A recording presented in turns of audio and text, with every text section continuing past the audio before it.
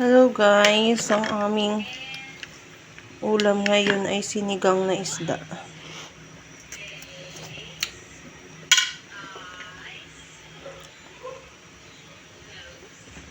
Hindi ko alam kung anong isda ba ito, basta isda siya.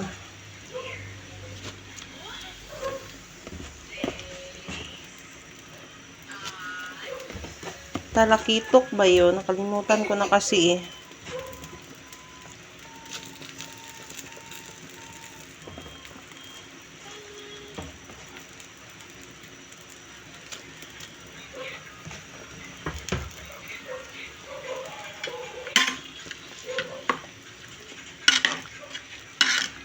Tapos, lagyan lang natin siya ng kalamansi pang-asim.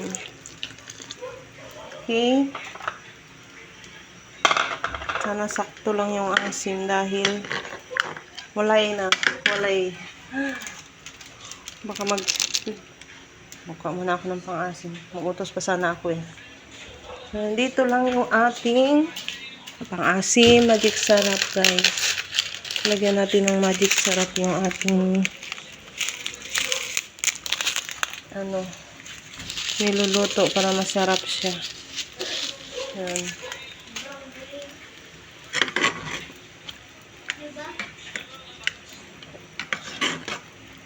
Luluto na yung dahon, no? Tikman natin siya guys kung yung lasa. Bang!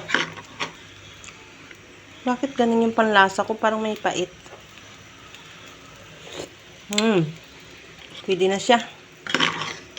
Pwede na pang ulam, guys. Ayan. Okay. Kain na tayo.